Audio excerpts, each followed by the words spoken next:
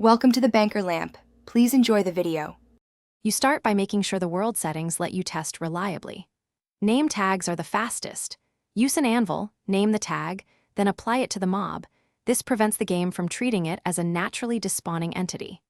Once done, position the mob within 32 blocks of you or inside a chunk loaded by a chunk loader.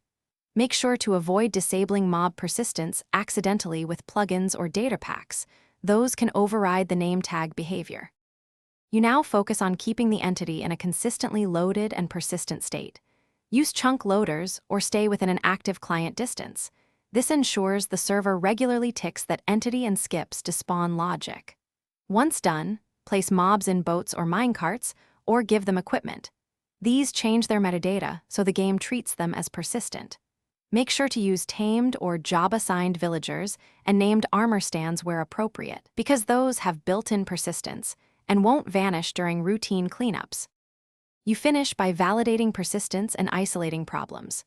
Check the entity data using commands. Persistence required should be true. If not, rename or re-equip the mob.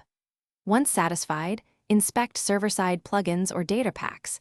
Some automatic cleaners remove passive mobs, so toggle those off or whitelist entity types.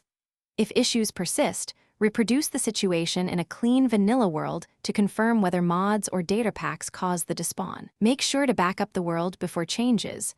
A rollback prevents accidental data loss. Thanks for watching. If this was helpful, leave a like and consider subscribing. See you next time.